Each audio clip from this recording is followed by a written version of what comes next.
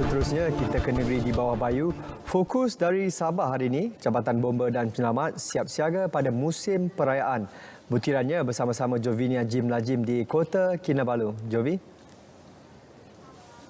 Ya, sahih. Jabatan Bomba dan Penyelamat Malaysia JBPM akan melancarkan Ops Raya peringkat nasional pada 26 April ini dan seterusnya di peringkat negeri. Ketua Pengarahnya Datuk Seri Muhammad Hamdan Wahid berkata, Ops berkenaan akan memberi fokus kepada keselamatan di bangunan dan rumah kediaman serta pusat tarikan pelancong. Untuk memastikan kesiapsiagaan, persediaan kita dan juga rondaan sebagai contohnya, dan juga aspek-aspek kerjasama dengan agensi lain, dengan komuniti untuk memastikan semua rakyat Malaysia yang akan balik kampung, yang akan merayakan hari perayaan dan juga termasuk rakyat Malaysia yang mengunjungi pusat-pusat rekreasi, pusat-pusat pelancongan, pusat-pusat membeli belah dan sebagainya dalam keadaan selamat. Datuk Seri Muhammad Hamdan bercakap kepada pemberita selepas menyampaikan anugerah perkhidmatan cemerlang dan sijil perkhidmatan terpuji 2021 di Kota Kinabalu.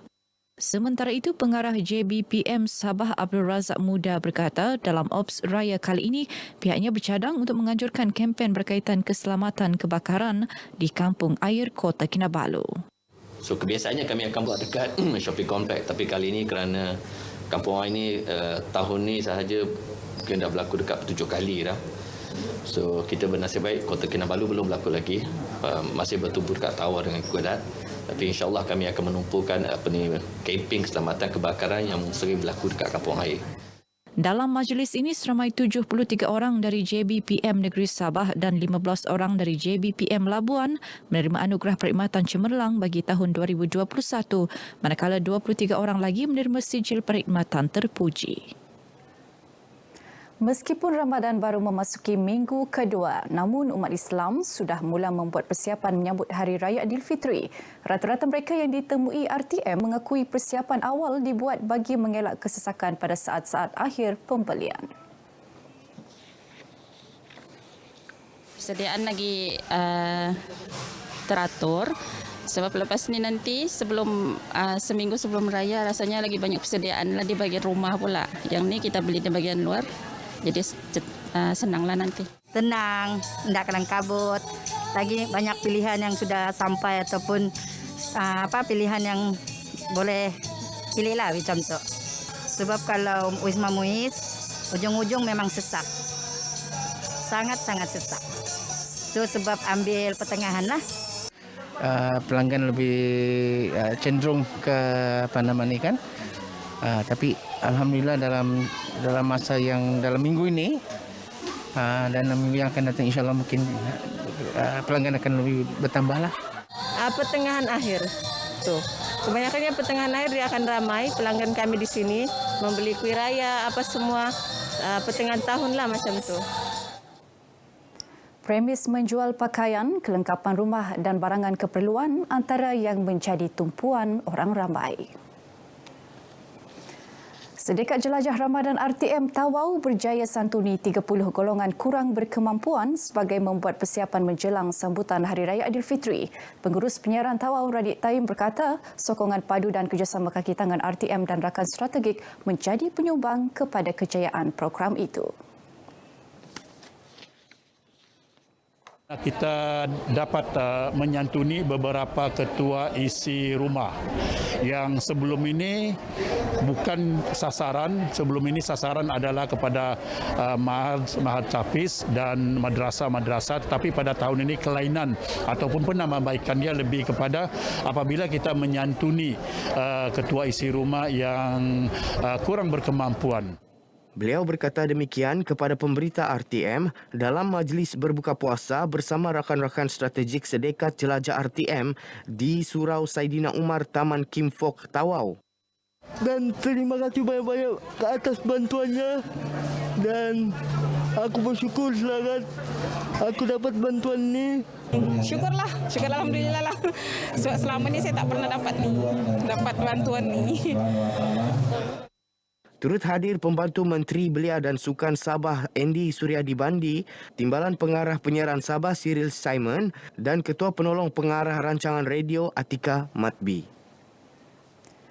Seramai 40 asnaf dalam kawasan Dewan Undang Negeri Dun Sungai Manila berpeluang membeli belah bagi membuat persiapan sambutan Hari Raya Aidilfitri menerusi program Mutiara Ramadan GRSBN bersama asnaf di Sandakan.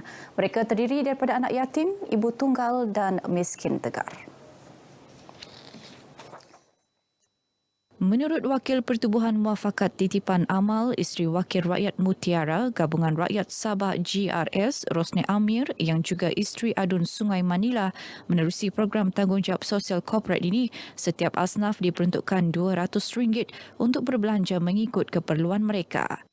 Harapan kami adalah untuk membantulah golongan asnaf untuk meringankan beban mereka sempena menjelangnya Hari Raya nanti. Dan saya mengucapkan terima kasih juga kepada isteri Ketua Menteri Sabah, Datin Sri Panglima Julia Salak kerana telah memberi peluang kepada kami menjalankan tugas ini.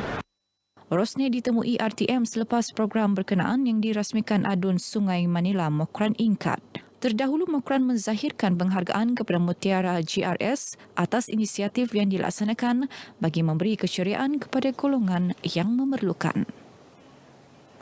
Kumpulan Yayasan Sabah KYS menerusi program tahunan tanggungjawab sosial korporat CSR turun padang menyantuni 20 orang kanak-kanak yatim di Masjid Nur El Nizam, Kampung Sungai Kayu, Sandakan. Majlis umpama turut diadakan secara berkala di beberapa kawasan sempena bulan Ramadan ini.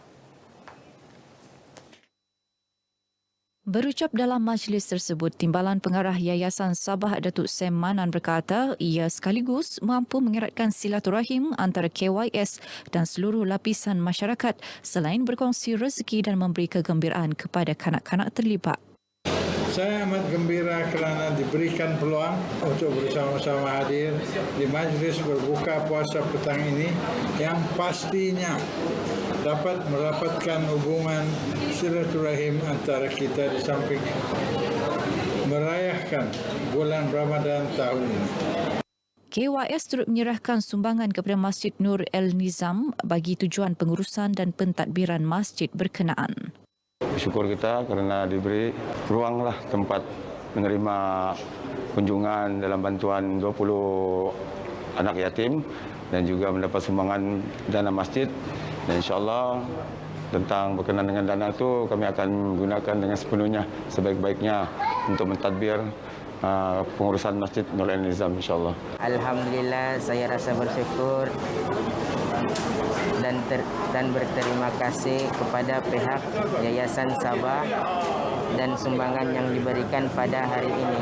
Syukur Alhamdulillah, saya sangat berterima kasih kepada pihak Yayasan Sabah atas sumbangan yang diberikan pada petang ini. Orang ramai yang layak dan sihat tubuh badan disaran tampil menerima darah bagi menampung keperluan darah di unit tabung darah hospital. Pegawai Perubatan Hospital Wanita dan Kanak-Kanak Sabah HWKKS, Dr. Goh Suyi berkata, keperluan darah ketika ini amat mendesak terutama semasa bulan Ramadan. Kita buat derma darah hari ini dengan penganjur Rotary Club untuk menambahkan bekalan stok darah kita sebab semasa bulan puasa ada keturunan pendermaan. Jadi ini salah satu cara kita untuk buat di tempat publik supaya dapat menampung keperluan darah yang meningkatlah setakat ini. Beliau menyatakan demikian kepada RTM selepas kempen derma darah anjuran bersama HWKKS dan Rotary International Club Distrik 3310 di Kota Kinabalu. Today's program is actually a showcase of the Rotary showcase and with the blood donations today. I think maybe about 200 public members to come. That would be a very good response. Saya tidak tahu pun ada acara menderma darah hari ini. Jadi secara kebetulan saya berada di sini, jadi saya pun buat keputusan untuk menderma darah lah, untuk kebaikan, untuk menolong orang yang memerlukan darah. Karena itu blood bank pun kekurangan darah. Mereka ini dari Hospital Likas, so mereka perlu banyak darah untuk budak-budak yang thalassemia lah. So harap-harap ramai boleh derma darah juga untuk tolong budak-budak yang perlu darah lah. Program seharian ini menyasarkan 200 pain darah. Baik, sekian berita dari negeri di bawah bayu. Keluarga Malaysia lengkapkan vaksinasi COVID-19 anda. Berita seterusnya kembali ke Angkasa Puri bersama Sahi. Sahi? Terima kasih, Jovi.